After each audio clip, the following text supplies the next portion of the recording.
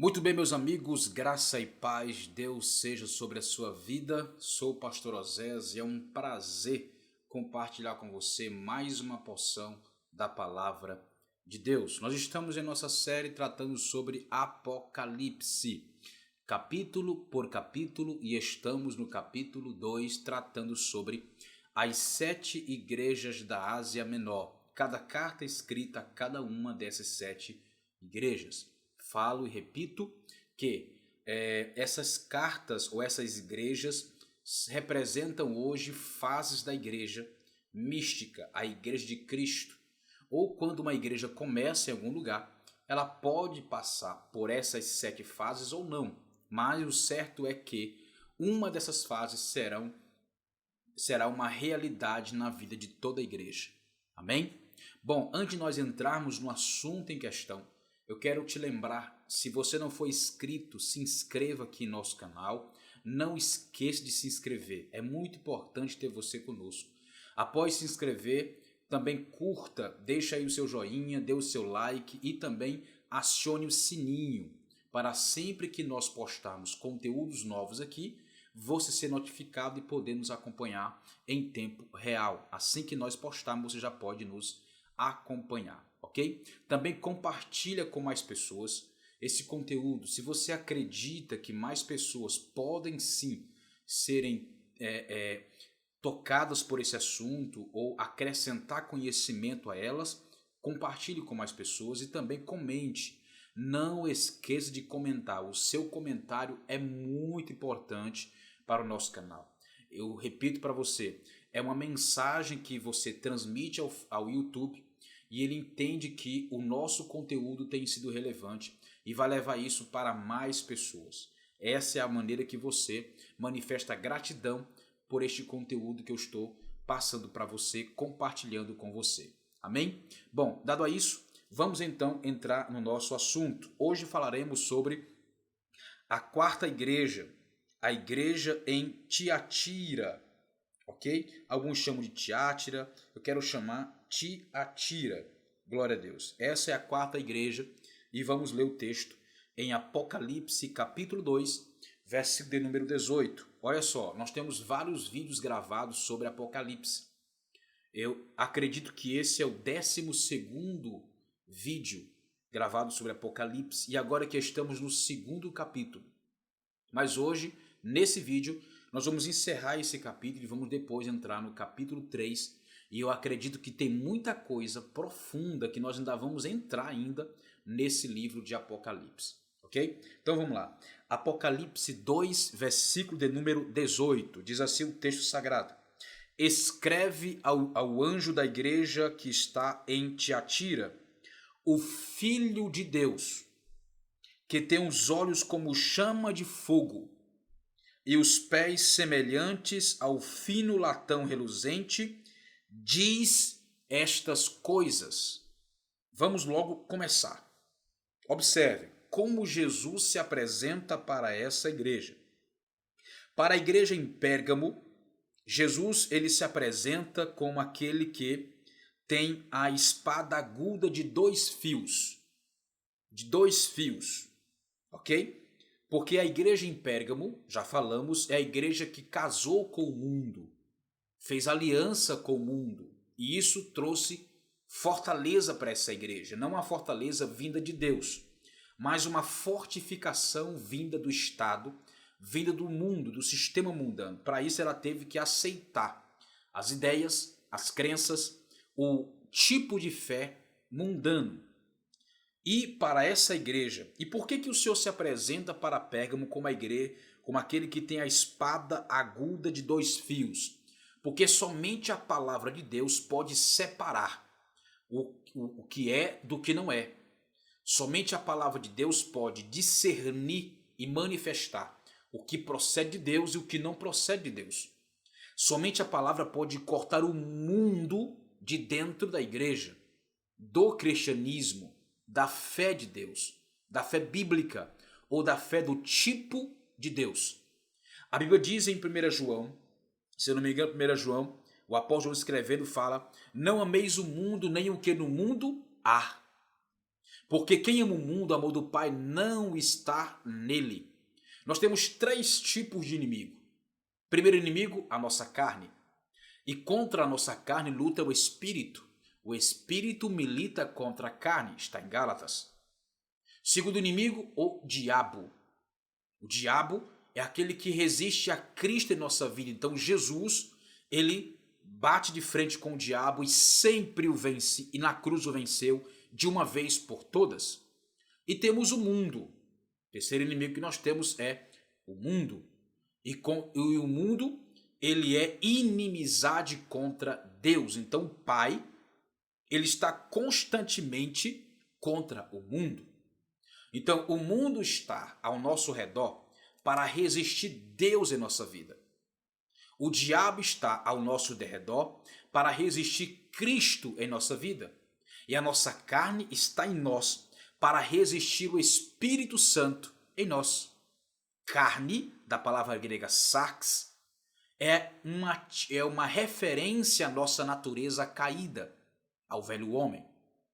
A nós, pessoas, personas, então a nossa grande luta, mais que contra o mundo e o diabo, é contra nós mesmos.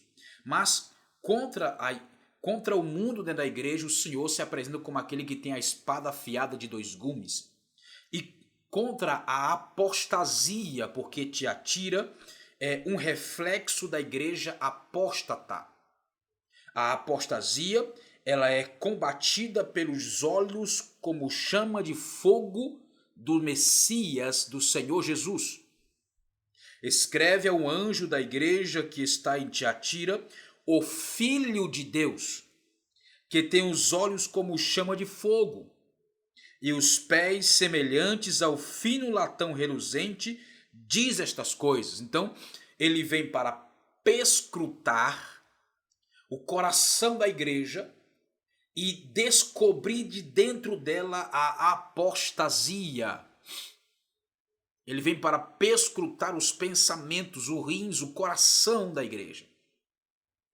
E os seus pés como latão reluzente para pisar sobre toda a heresia, toda a apostasia e esmagar a apostasia. Aleluia! Glória a Deus! Essa igreja é a igreja na Idade Média, mas também é uma realidade para os nossos dias e talvez uma das maiores realidades dos nossos dias é a igreja de Tiatira, porque nós percebemos sutilmente, em alguns casos e muito claramente em outros casos, ou na sua maioria, a apostasia sendo revelada e manifestada. Igrejas que estão abandonando a fé genuína, a sã doutrina e escolhendo a dedo seus doutores, os seus mestres, aqueles que falam tudo que a igreja precisa, melhor, tudo que a igreja quer ouvir e não o que Deus quer que ela ouça, porque é o que ela precisa ouvir. Então, uma apostasia em todos os âmbitos morais, espirituais, emocionais, relacionamento familiar. A apostasia entrando, invadindo em alguns casos, e em outros casos sendo convidada a fazer parte da caminhada de muitos cristãos. Nós percebemos que existe sim uma apostasia familiar, onde os filhos estão contra os pais contra seus filhos, onde nós percebemos que a desvalorização e a desonra do matrimônio, ela tem sido terrivelmente aplicada hoje na sociedade e também no seio da igreja. Então, se existe apostasia na família, logo existe apostasia na igreja. Mas o Senhor está observando, está olhando e perscrutando a cada um de nós com os seus olhos como chama de fogo. E quando fala olhar com os olhos como chama de fogo, fala sobre provar. Ele está provando para provar. Mas infelizmente muitos serão e estão sendo reprovados. Ter olhos como chama de fogo é dar entendimento e discernimento das coisas. A igreja hoje não tem tido discernimento do que está acontecendo ao seu redor, está desapercebida quanto aos últimos momentos dela aqui na terra. Ele fala no 19: conheço as tuas obras, o teu amor, a tua fé, o teu ministério e a tua paciência, e sou sabedor de que as tuas últimas obras são mais abundantes do que as primeiras. Aleluia! Primeiro, o teu amor, a tua fé, o teu ministério e a tua paciência. Aleluia! São virtudes necessárias para cumprirmos o nosso ministério, mas não nos protege como um todo, porque há uma falha nessa igreja. Mas vamos nos atentar, por enquanto, ao versículo 19. As qualidades são claras. O ponto forte são as obras, o amor, a fé, o serviço e a perseverança. Há obras, amor, fé, serviço, perseverança. 5 qualidades que formam um ponto forte nessa igreja. As primeiras obras são inferiores às últimas obras. É aquela ideia. Sede firmes e constantes, sempre abundantes na obra do Senhor. Há pessoas que são extremamente abundantes na obra de Deus e isso é louvável. Isso é plausível. Mas precisa brindar a integridade. Não deixar que ninguém, nada, nenhuma doutrina possa contaminar essas obras, possa desvalorizar esse amor, possa sucumbir essa fé, possa gerar comodismo ao invés de paciência e perseverança. 20. Mas tenho contra ti que toleras aquela mulher, Jezabel, que se diz profetiza, mas ensina e seduz os meus servos à fornicação e a comerem das coisas sacrificadas aos ídolos. Veja se não é o mesmo comportamento da esposa apóstata do rei Acabe no primeiro livro dos reis, capítulo 21, versículo 25, também capítulo 16, versículo de número 31, e segundo Reis, capítulo 9, versículo 7. Sedução e fornicação. Essa é a função desse espírito que carrega o nome, a nomenclatura, a característica de Jezabel lá do tempo de Acabe. Essa mulher ela foi tão maligna, ela foi tão cheia de demônios, ela foi tão carregada de espíritos perturbadores e profanadores, que um espírito maligno carrega o seu nome até hoje, repetindo as mesmas práticas que ela tinha lá atrás. Essa mesma prática, esse mesmo espírito, ele persegue a igreja dos nossos dias e ele tem uma forte influência chamada sedução e fornicação. O pecado mais comum no povo de Israel era a fornicação. Era a fraqueza, como vamos dizer de forma figurada, o calcanhar de Aquiles do povo de Israel. A fornicação. Balaão, não podendo amaldiçoar o povo de Israel, deu a Balaque a ideia de como derrubar e vencer o povo de Israel. Coloca prostitutas, coloca perto deles mulheres fáceis, e eles vão manifestar a fraqueza, vão contrair matrimônio com essas mulheres midianitas, cairão no pecado, se eu não me engano, midianitas, cairão no pecado, se prostituirão, fornicarão e vão contrair aliança, quebrando assim uma lei patriarcal. De um judeu, um filho israelita, não se unir a estrangeiras, contraindo assim aliança e matrimônio, para que não se contaminasse. E assim Balaque fez e conseguiu pegar o povo de Israel e derrubá-los. Esse mesmo espírito, porque Jezabel carrega a mesma doutrina de Balaão. Nós encontramos no mundo espiritual 7 principados. 7 principados. Beelzebul, Nimrod, Mamon, Balaão, Jezabel, Diana e Farmes. 7 principados. Esses principados são cabeças que dominam sobre continentes, que têm a seus comandos as potestades que dominam sobre países. E esses, por sua vez, têm sob seu comando os dominadores que dominam sobre estados. E estes, por sua vez, têm sob seu comando as hortes que dominam sobre cidades, bairros, ruas, casas e pessoas. É uma hierarquia demoníaca e diabólica que trabalha em favor de Satanás e contra a igreja e a obra de Deus. Dentro dessa igreja operava esse principado chamado Jezabel,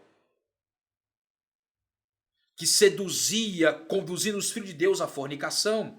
Eu te pergunto, o que se acontece mais hoje dentro da igreja de modo geral, não todas, mas na maioria delas, a força esmagadora, se não for a sedução da mídia, a sedução ao dinheiro, a sedução aos pecados, a sedução ao prazer, a sedução à vaidade. E olha que eu não estou ligando a vaidade a Jezabel. Não estou ligando a Jezabel. Mas tudo aquilo que gera sedução é um material, é um instrumento para que esse principado use ou utilize para poder derrubar homens e mulheres de Deus.